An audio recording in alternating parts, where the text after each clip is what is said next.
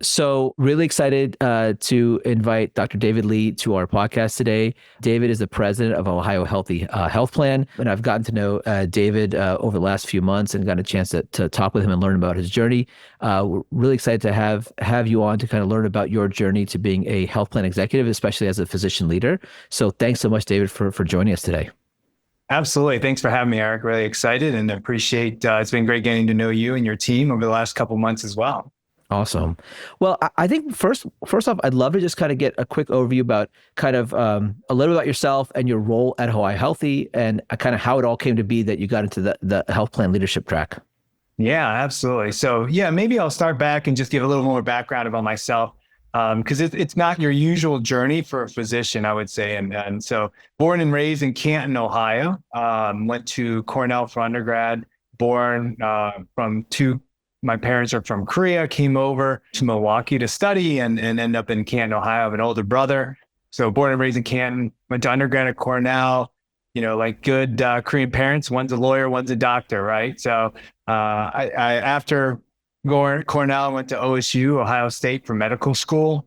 And from there, I started to think about what I wanted to do, was in medicine, really enjoyed that piece. And I was thinking about orthopedic surgery.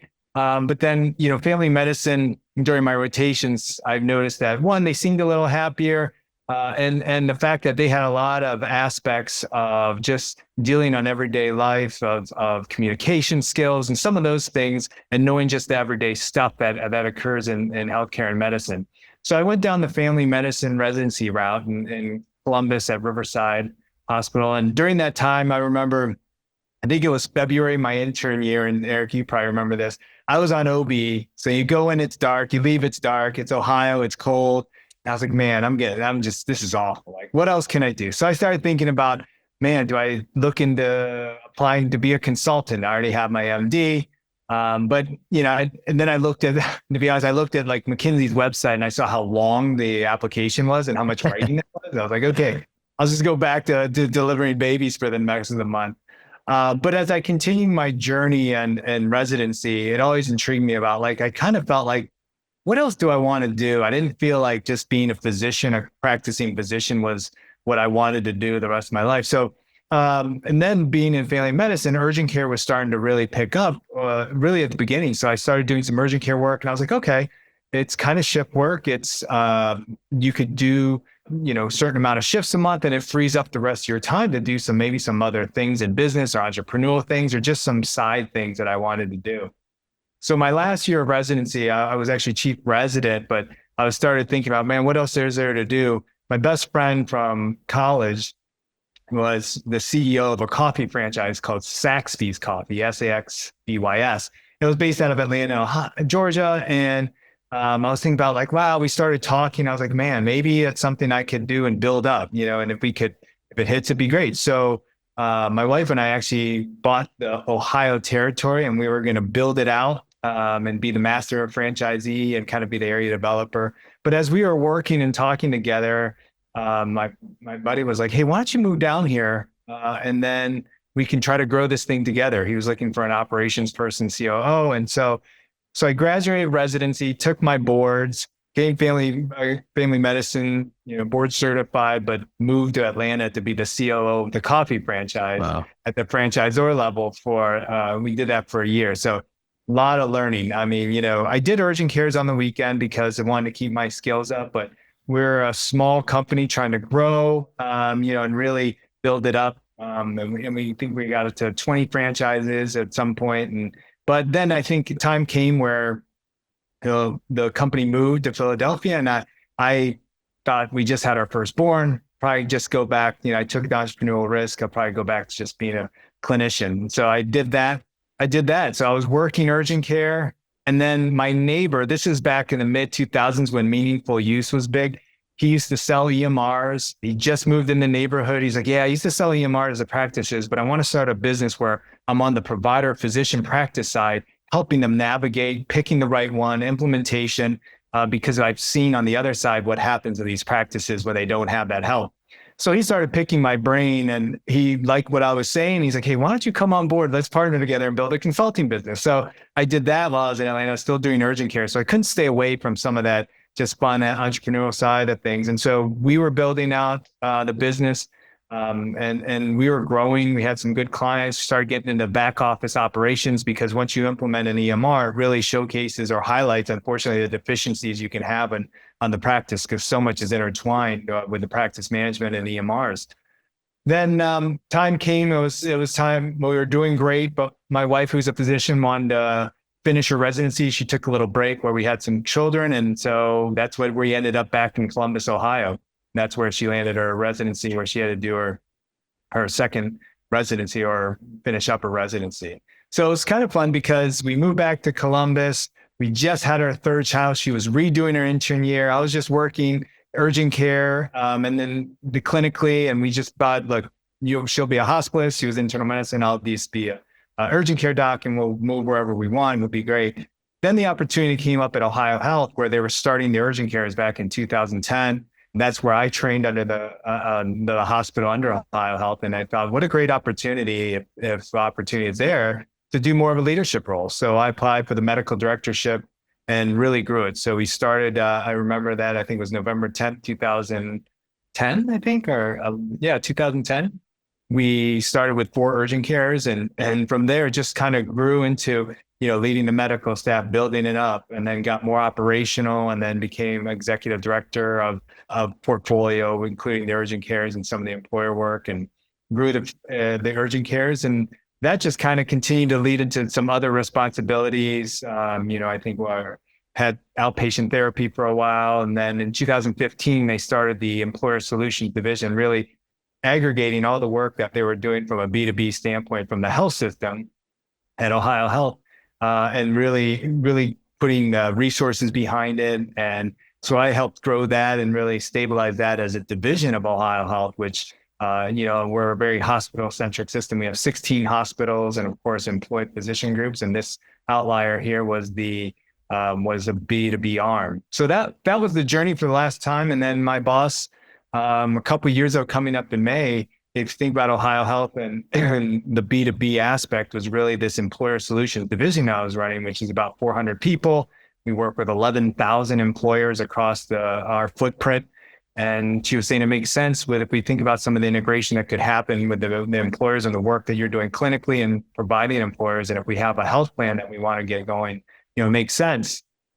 So she said, do you want to run the plan? I said, yeah, sure. I was ready for a new challenge, and you never know where opportunities are. And so it was a great opportunity to get into an industry where I really didn't have much experience. I knew enough to be dangerous just being in healthcare. Yeah. And then it was great being able to to grow and really grow the division, the company, set the culture. And that's where we here are today. So I would say from an OhioHealth standpoint, and just to back up, OhioHealth is based in Columbus, Ohio, about $6.5 billion to $7 billion in revenue, 16 hospitals, 35,000 employees, or we call associates.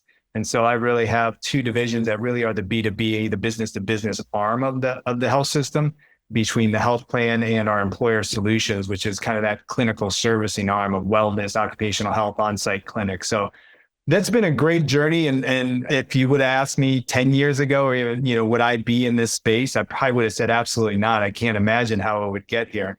But it's just funny how opportunities come up, and just being willing to take that chance. So very long-winded answer on my journey. No, that's awesome. I will say that we've had more and more talks in my health system about this topic of burnout or all this stuff with physicians. And I think that you kind of touched upon it, that as physicians or clinical providers, we've kind of, with this rise in employed healthcare, like we are factory workers, we're widget makers. And if we don't make widgets, we don't get paid. And back in the day when physicians had private practices, it was like their side hustle was building a business, a small business and their own practice, and they're building something of value. And now as employed physicians, we don't really have that same, now there's a lot of upside with that. There's less job security. You don't have to have a lot of headaches, but you take out that entrepreneurial aspect of day-to-day practice. And so that I'm sure had something to do with looking at the coffee company. With the coffee company, when you told your parents that's what you're going to do after all this medical training,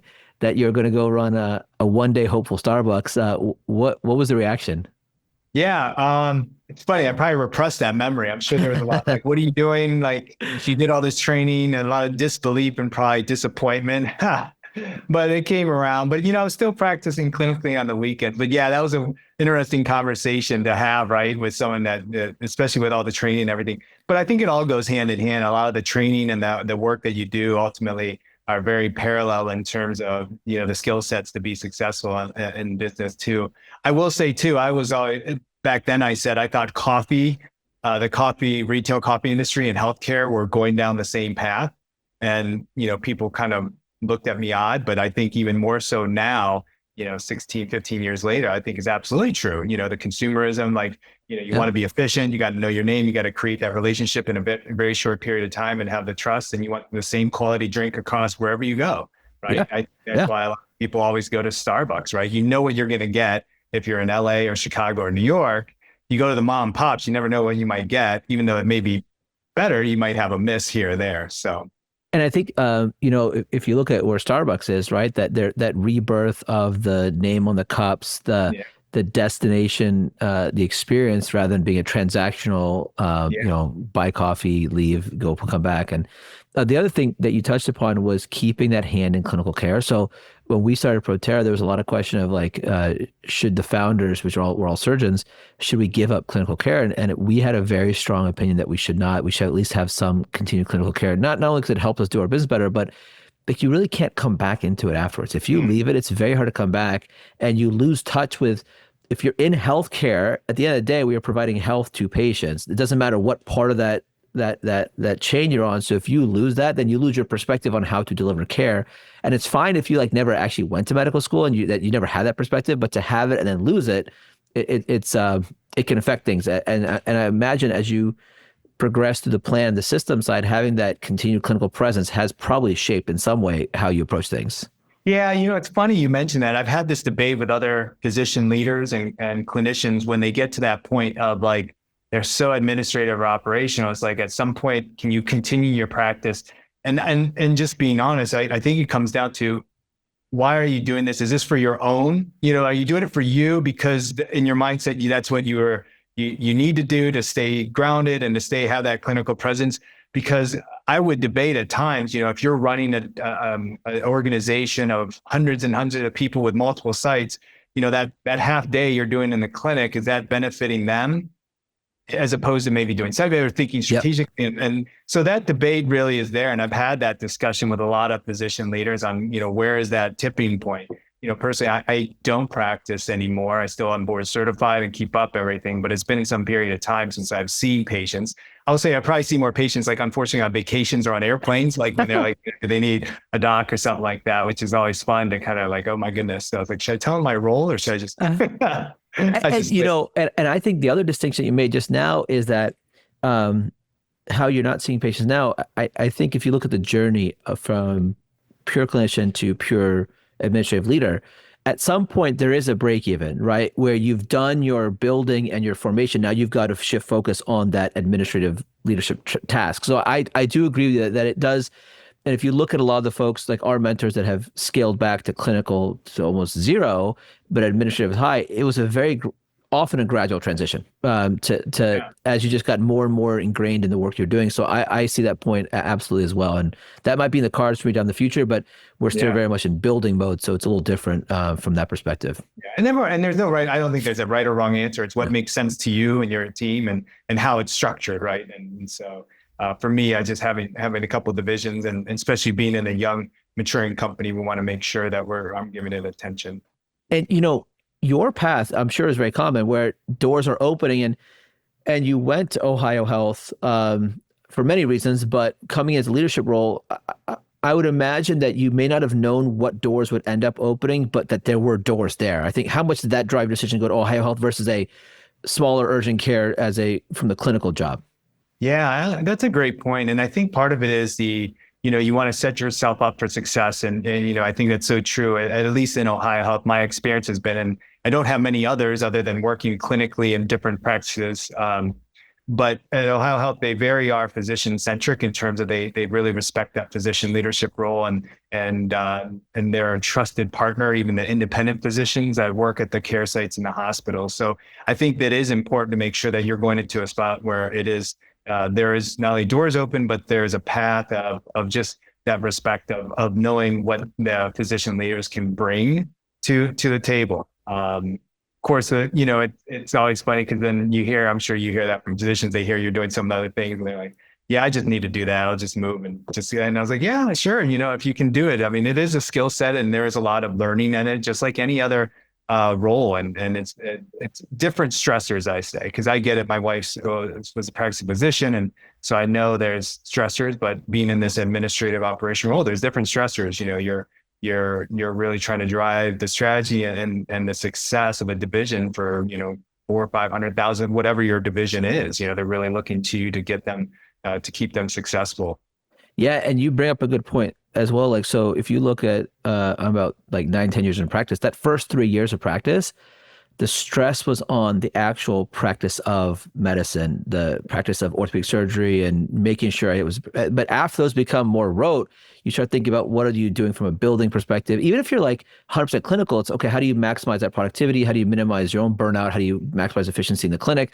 And you're building. And so a lot of us want to keep building and innovating, and you have to just do it within the scope. But yeah, I mean, it is different, right? Going through those stressors of being administrative versus clinical. It's a whole different set, but it's the amount of stress, I think, is probably still there, and it's more a reflection of you as a person, how much you want to take on. Yeah. Well, and I always think, I always tell our medical staff that work in our division is like, as physicians, when you're in the clinic, you are the leader. You think about the things that you have to do in terms of leading the clinical staff, setting the culture. I call it the microculture at their practice. There's the department culture, the division culture, system culture. These are all culture that can be built, and it's really, really based on the leadership. And so I think as the physicians and clinicians, when they're in that role, have a great opportunity to build that foundation of what they want to have that culture, and even the space of whether it's a team of 4 or 5 or a team of 400. I think those are inherent skill sets that transfer over. And speaking of on that point on leadership, so both of us got our MBAs. I don't know what your experience was. I went to a very good business school, but I wouldn't say that our leadership classes, part of it's because it's been a long time, right, since I did it, but I wouldn't say that it was a real practical guide on how to lead and manage, right? How do you manage work and manage who gets what done by when? So for your leadership, for your direct reports, first of all, let know how many direct reports you have, but for your direct reports and organization at large, where did those leadership skills come in? How did you develop them, and who helped you develop them? Unless it was from business school.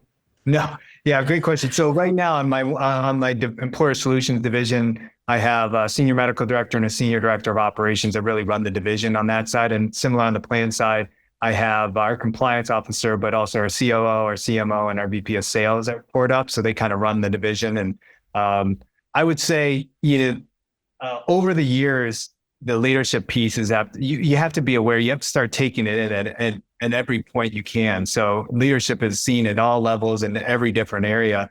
I always think about the leaders that I've worked for, and you just got to replicate the good and the bad. Every meeting you're in, I'm like, okay, how did that go? Did they, were they able to influence? How did they react? So you take the good and bad, and you got to find your own brand in a sense, because when people say, I want to emulate and just be like that, I was like, you can never be just like that person. You got to take that in and kind of find your own brand.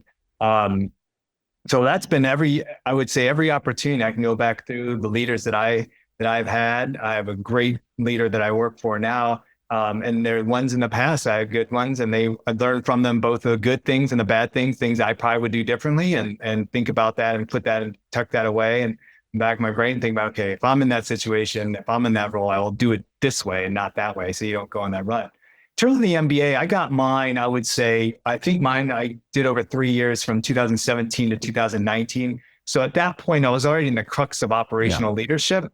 So it was kind of hard. It was one of those things I felt like I should do. And there was some great learning, some great nomenclature. I'm almost doing for me, I was living it, but I kind of got the textbook of the structure of things I were doing, but now you could kind of talk about it more in a structural way that maybe correlates. I know some of the other physician executives that I know that went through that maybe were on the verge of it, not necessarily fully operational, felt like they could speak the language a little better and really understand that.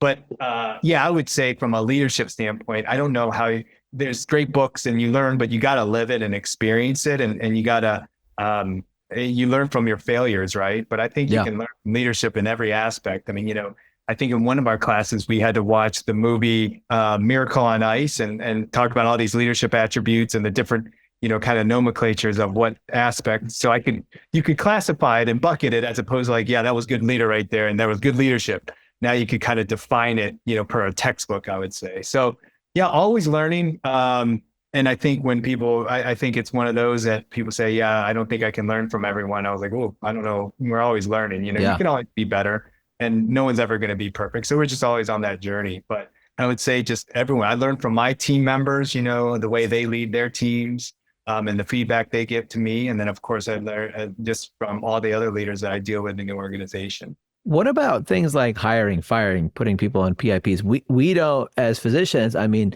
if you look at most big health system physician groups, right, physicians actually don't have direct reports. It's usually all the work is overseen a lot of times by administrative management, administrative leadership, nursing leadership.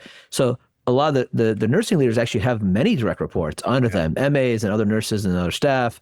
And then you have operations, but the physicians typically do not have direct reports, at least in the employed model. And so how do physicians learn? Because we had to learn this too at building a company. Like how do physicians learn how to hire and fire? Because this is never touched upon even in practice for us. Well, that just took time and I would say great support. I'm fortunate enough our HR team or talent acquisition team that I worked with over the years have been great support, and I've learned a ton from them. But it's been great because they're alongside. I mean, for you, in your entrepreneur mode, like how do you know how to do a PIP to not put yourself at risk? Are you doing it the right way? Are you doing it the right time? And I feel fortunate being in a system where there was that support there that I can lean on. Now, ultimately, you have to deliver the message and you have to actually do it in the execution of it, which is something a little different. But that was something challenging. I would say for me, one of my opportunities as I've grown as a leader is that crucial conversations and really heading on with confrontation with some of those. I've had to let go of physicians and we've had as a team, make some hard decisions on roles, and it's never easy. But I think there are a couple of things when you come to those decisions. It's, the what is the what. And I think from a business aspect, if it's a sound business decision, everyone can get behind it. But I think the big things that people remember is how it was communicated. And I think more importantly, and especially as you have your structure and your growth, is how was the communication and who knew about it by when? Because they'll forget about necessarily what happened, but they'll remember like, man, I wasn't told that. And they'll remember that, and that causes some distrust. Yeah. So I think what we like to separate the what and how at our organization. And I think the how is so important, right? Decisions are going to be made. There's going to be tough decisions, and hopefully they're objectively and business biased, but then business based. And then it's going to be about how are we going to deliver it? How are we going to communicate it? How do we make sure that we're keeping the value of that person and that you can go home and sleep at night with the integrity of yourself, to know that you did everything you could the right way. And going along that as well, like when we think about like trust and respect and integrity. So, venturing into a couple of these sensitive topics here, I have gotten I feel like a pretty comprehensive view of health plans and health plan leaders. We work with health plans. Our system has a health plan, and I have a lot of admiration for a lot of the leaders I've worked with. And there's a general feeling of, yes, we need to deliver good. We need to deliver value. We need to make people better. We have to be mindful of costs. And there's a lot of backlash now on, and there's always been with physician leaders in healthcare and health plans.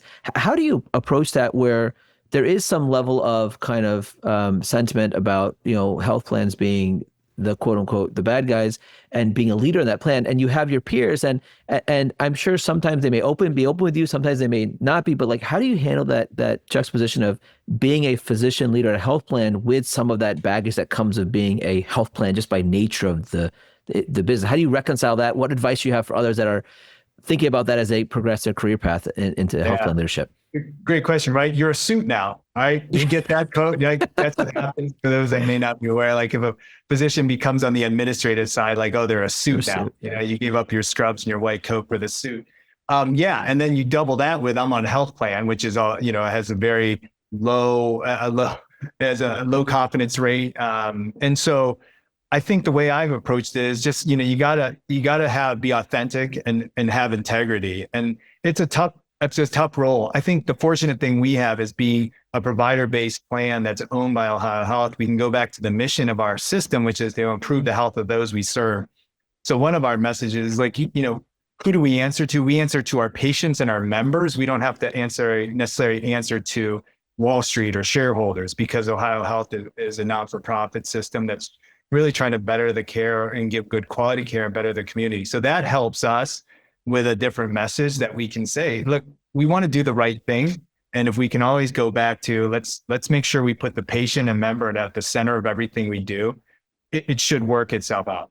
Things happen, there's miscues and there's tough decisions, but I think fundamentally, if we can do that, that helps, because I think you got to sleep at night and you want to make sure that you're doing the right things and giving the right, the right mission for your team and what we're trying to do. But that's a great question. It is challenging. I'd say, it helps that if you have the relationships, and we're big on relationships, if you can have those relationships with the key leaders that understand where you're coming from and that you have good intent.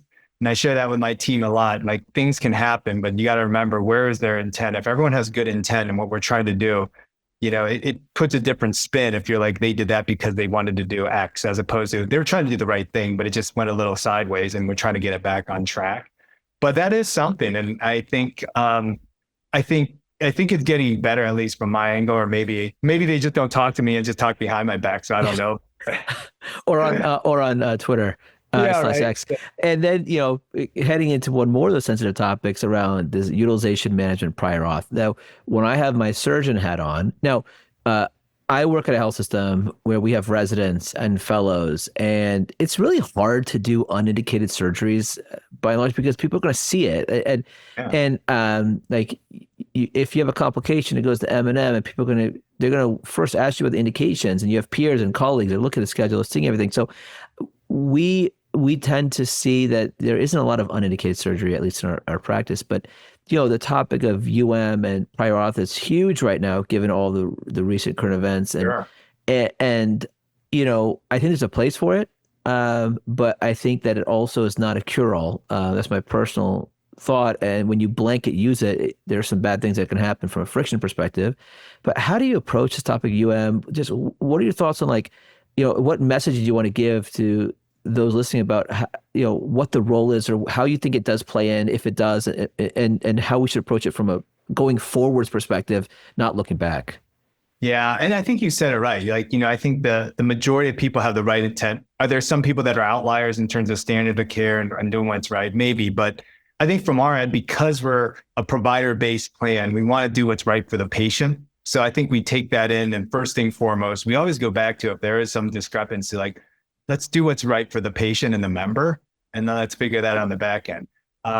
So I do think it is necessary. I mean, there is a lot of waste in healthcare, however you want to define it, but we know we can do better. Is this one, I guess, tactic that can help with that? It's not the end all, to your point, blanket stop, but I do think it's a tactic. And I think as we get more into technology and leveraging technology and different things, AI is getting big. How can that help just sort things out? I think I think the goal of it was just, in my head, this is my story. I think the goal of it was just to make sure checks and balances, we're doing what's right for the patient, standard of care, making sure the surgery is appropriate, as opposed to now it's got this feel of it's a cost saving measure. It's because you don't want to pay. And I think if we can steer it back to what I think was the original intent, if I think about utilization management, and again, the nice thing is I can be naive because I'm new to the health plan space over the last couple of years. That's the way I would view it, is I think we just want to do what's right for the patient and not do an unintended harm for things that don't need to be done. Sure, cost is a byproduct, but it shouldn't be the driving force. But I think we've probably gone so far in society on that piece. It's going to take some time to dial it back. So that's a way we view it, is look, we do what's right for the patient and member. And that, if we start with that, things usually work itself out in one way or another. And, we had some conversations recently on the clinical side of things where you're seeing online too, where the peer reviewers who are are, being tasked with trying to figure out appropriateness. Now, sometimes they are clinicians in the field of care. Like, let's say I have to do a peer-to-peer for a meniscus surgery, so I'm a sports medicine doc. If I'm talking to another sports medicine surgeon, there's a level of, okay, we can talk the same language. Sometimes it's not a specialist. Sometimes it's a non-orthopedic surgeon. And what we're seeing online is that there's this backlash of surgeon to these prior auth peer-to-peers, and surgeons are asking for names and contact information, and they're putting in the records saying, okay, if you're denying the surgery, I'm putting your name that you're saying is denying surgery. And it gets this topic of like, is the process, are they practicing medicine by dictating what the procedure is? So Yeah. I don't know if you have any comments on that, but there's a lot of backlash that's brewing from a groundswell. Yeah, and it's tough because I mean, there's standard of care guidelines, and this gets. I would pose a question to you as a surgeon. There's probably criteria that meets surgery, and if it's denied, is it documentation? Not like where is the missing piece? Is it because, I mean, if you hit all those and it's denied, then that seems like an issue. I would say, what components of it of documentation, or did you do some standard of care guidelines but medicine is always a balance between art and science too. So how much leeway do you give the providers? And I don't know if there's a right answer. It's a tough one. Yeah. And so that one is tough. And there is a lot of backlash and a lot of concern, especially over things that have been in the media over the last year of what's happened. Yeah. I don't know if that's going to be solved anytime soon, but hopefully it gets better towards the right way of trying to give more, I think, autonomy to the providers and making sure they take care of the patients. And, veering a little bit into politics, OhioHealthy, from what I understand, is not predominantly in the government lines like Medicare or Medicaid, but, are you all still impacted by kind of the back and forth in DC on policies that may come and go? Or are you guys spared for the time being? How are you looking at all these changes that are potentially coming, they're getting reversed and coming again, funding, all this stuff? No, that's a great question. I think so. As I run the health plan, the other division I run is part of the health system on the provider side. So that's always impacting the provider system on what's happening at the government, at the federal level. So it is something for us to keep aware of, because a lot of times what happens is whatever happens at the federal level, at the Medicare, Medicaid level, will trickle down into the commercial space where we're a TPA, where we have products for large and small employers. So we are aware of it, because it's like, if they're going that route, that seems to be the trailblazer of what's going to come down the line. So we have to be aware. I think we'd be silly to put our head in the sand and just pretend like we're isolated because we don't offer those products.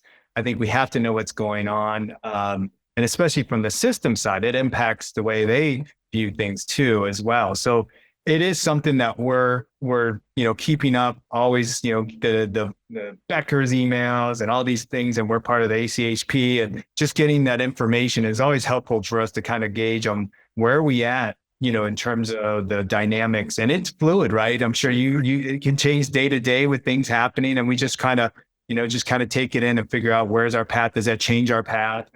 Does it affect us? And just keeping aware of things, because we won't be immune to it. We may, I think short term, maybe we are, but eventually I think it'll all come downhill. And, so you're the president of this plan. And I know when you recount how you got there, it was a little bit of kind of, doors opening and figuring out which one to take. And sometimes it led to something that worked, and then it came back. If you're talking to a young clinician who wants to be in your shoes one day, and let's say they're just practicing clinician in an employed model, whether large or small, and they say, David, I want to be a health plan president one day or a CMO one day. What advice would you give them on tactical steps and next steps or opportunities? How would you guide them on what they should do to get that path? I think you have to get involved, right? The opportunities, you got to raise your hand. And I think we've seen a trend where it's like, I'll raise my hand, but it's almost like, I'll do this, but I need this in return. I think when it was like, you raise your hand, you just get the experience and you show that you can do the extra work. And what we like to say is stretch assignments. Like, what things can you prove outside of your what you're doing now? I think raising your hand, making sure that you're learning and open for opportunities that you aren't comfortable with. I think that's big too. I think, being in spaces where you learn can show a lot of people that, hey, you took something that was new, that was maybe you weren't comfortable with, and you were able to succeed at it. I think also building relationships, learning from others. Like, are you connecting with some of the leaders that you just let them know where you want to go. And then usually if there's leaders, the way I view it is like they usually are going to be ones that say, how can I help get you there? And then you have to be, I always say development is always your responsibility. As a leader, I'm there to grow leaders, but the development's got to be their responsibility. I think we're there to make sure there's resources.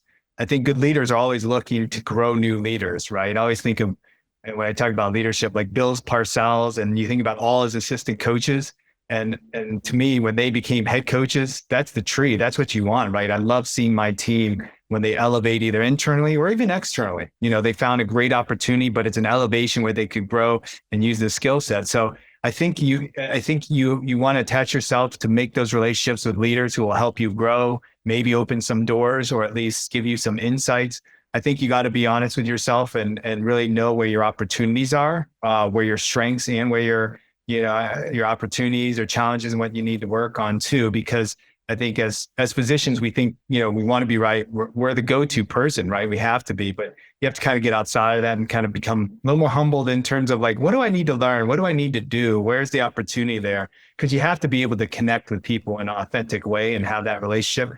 And if you just come heavy top down, it's hard, right? Because you got to create that trust, and trust is that two-way street of you got to give someone to be vulnerable, and then they'll trust you, and inherently, you can get them to where they need to go. So kind of long-winded answer. So just breaking it down, I think get involved, raise your hand if there's committees, different things, reach out to different leaders, let them know what you want to do. And hopefully they'll say, hey, how can I help you? And maybe they'll connect you to other leaders. It's that tree of networking relationships.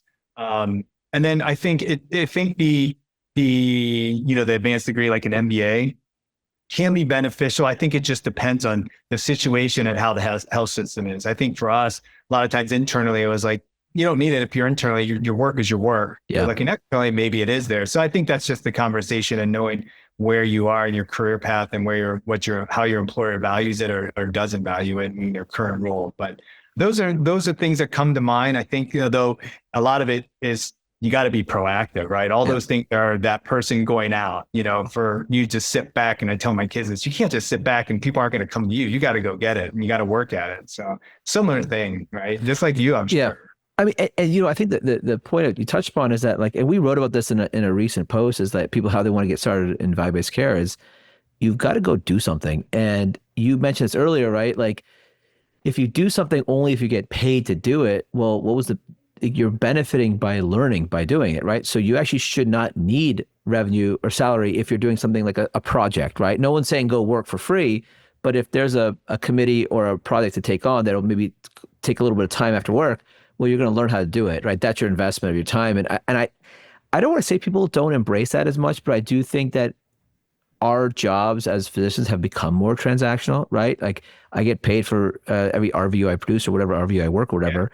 Yeah. And so I think we're losing track of the mentality of like, get work done, doesn't matter about the pay, because it does at the end of the day. Like that. So I think you have to break that mold if you're going to learn, because you have to assume that the education is the payment. So my side perspective on that.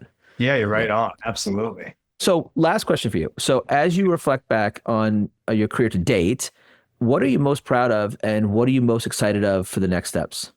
Yeah, I think what I'm proudest of is the culture that we built within our divisions and the leaders that we produced that have gone on to either get promoted within and or gone to promotions outside of our organization. It's always tough for when people leave, but I've always been the mindset, you got to do what's best for you and your family. If it's with us, great, but there's only so many positions. And so if it's outside, understand it. So when I see them and I keep in touch and you see their rise, that means you've had a hand in their development and their journey.